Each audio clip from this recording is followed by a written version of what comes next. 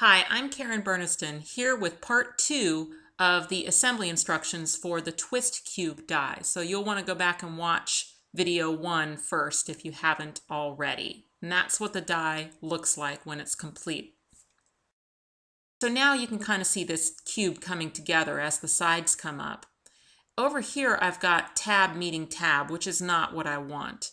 So as I look right across from the one that has the triangle, that one over there, let's go ahead and just cut those tabs off, those side tabs.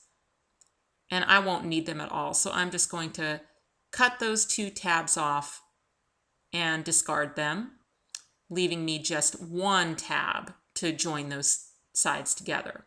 So let's turn now this whole piece over so that I can add some of that red liner tacky tape on my side tabs right up next to that fold on all 4 of those tabs. So there's my red liner tacky tape, and now my tape is on.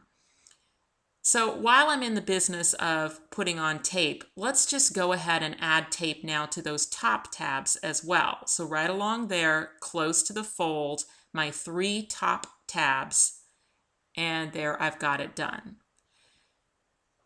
And you see how close to the fold I'm getting. That's really what I want, is I want that adhesive close to the fold. And if I had wider tape, that would be fine as well, but I used some 1/4" tape. So I turned it back over again, and now I can start peeling up my tape. And let's join the square sides together. So we'll just make sure that the edge is right there on the fold, press it really well to work the tape. And then we'll do that on the other square sides.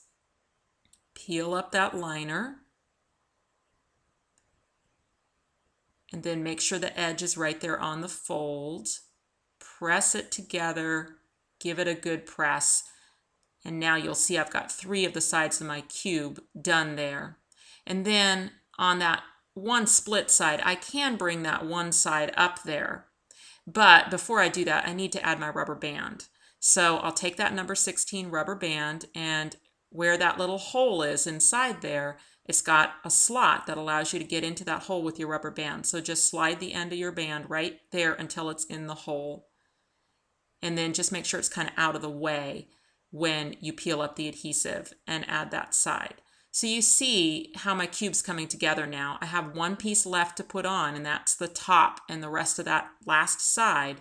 But before I do that, I need to add my ribbon handle. So I'll take my 6" piece of ribbon, fold it in half, and then from inside the cube where that shelf is, I'll just take that folded piece of ribbon and get the fold through.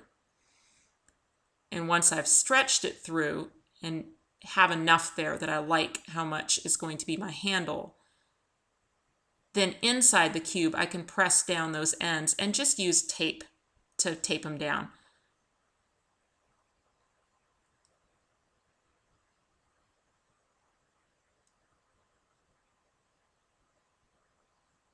And then once that's taped down and you've kind of shaped your little handle the way you like it, now you can peel up the liner and go ahead and attach that to the top of the cube. Here I am just finishing that up. Get my last side on, press that down, and you can see the cube's almost done. We just have to bring that last side down. But before we do, we need to make sure we reach in and grab the end of that rubber band, and then we're just going to repeat the process of sliding it into the hole on the other side.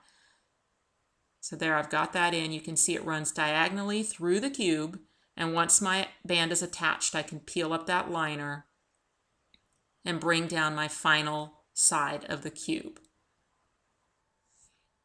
Now that cube is complete and it's ready to be twisted down for the first time. And I find it easiest if I take my fingers on that split side and press in while I'm twisting in a clockwise direction. So that first time I go pretty slow, and then I just give everything a really good press. Now let's give it a try. We're going to lift up, and then I'll twist it closed, and then I'll press even more until I like the way it's coming up into a cube. The twist cube is a self-contained pop-up because of that band, so it can be used as its own little project, or it can go inside a card. And I like to use the Sizzix mat board to make my cards. They come in 6x13 sheets. There's 6 of them in a package, and they come in white, cream, and black. So I'll just use one here, and I did want to show about the thickness of it. It's not overly thick, but it's just a nice rigid material to make pop-up cards out of. And I'll just use my regular trimmer here.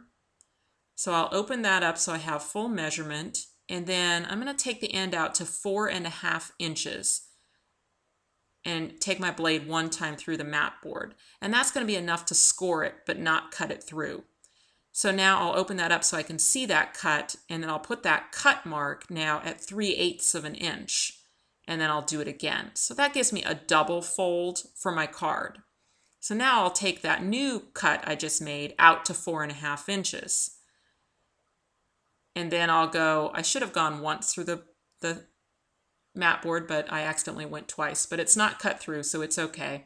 I'll go out to 1/2 of an inch now, go once through. So now I've made 4 scores in my mat board, and because I just went once, other than that one, through the mat board, then I'm going to get that lovely trifold card. And that will accommodate the twist cube just perfectly inside there. It's 4.5 by 6 when it's folded up. And because of the thickness of the card, you will need a little bit larger envelope, like maybe an A7. So let's just mark where the approximate center of that cube is inside the card. I would have wanted to do all my decorating first, but we're just demonstrating how to add the cube to your project. I'll use my little screw punch here. And because it's a thicker material, I'll probably have to do it twice to get through. Just press down, and then now I've got that hole in the center there. Let's remove my dingy mat. Now underneath the cube, you've got those prongs. They might be underneath some of your tabs, and that's fine. Just rotate it until they're out. And then we're gonna just lift the prongs up so they're straight. And once I do that, I do want to make sure that I'm pressing with my thumb the cube nice and flat to give pressure against that brad while I put the prongs through my project and then open them up on the back side. So now let's look at how nicely that cube is going to twist up, then it's going to spin. Because it spins, you will need to hold the bottom of it with your thumb while you're twisting it closed. And then you'll see now that that trifold card will hold it just perfectly. And that's the twist cube. I hope you've enjoyed the tutorial. You can find the twist cube and where to purchase it on Sizzix.com.